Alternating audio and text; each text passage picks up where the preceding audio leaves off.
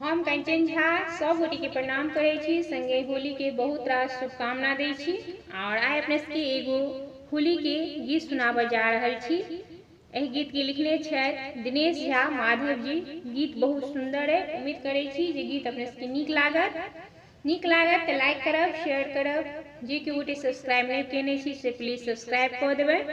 संगे बेल आइकन के दबेनाइ नहीं बिसरब। जय मिथिला, जय मैथिली। सुनू ई गीत।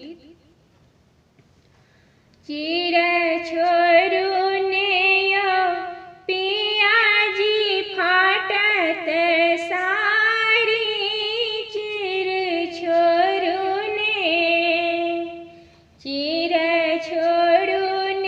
यौ पियाजी फाटत साड़ी, चिड़ै छोरू ने फूटत चूड़ी टूटत मोर पायल, फूटत चूड़ी टूटत मोर पायल। कांत बसंत में जुनी करू घायल, अति कोमल हम सुकुमारी, चिड़ै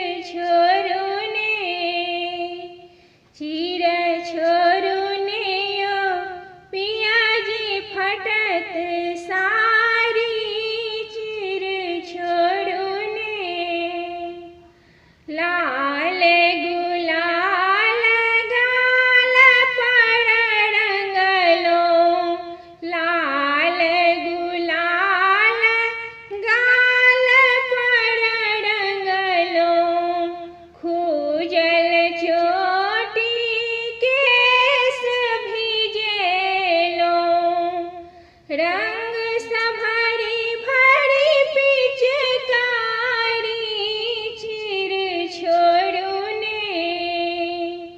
चिड़ै छोरू ने यौ पियाजी फटत साड़ी, चिड़ै छोरू ने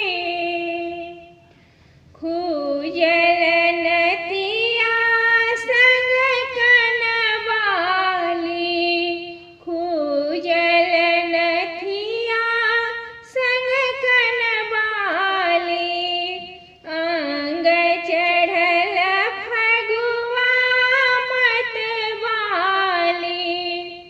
रूप सुधर लागे अति प्यारी, हो रूप सुधर लागे अति प्यारी, चिड़ै छोरू ने यौ पियाजी फटत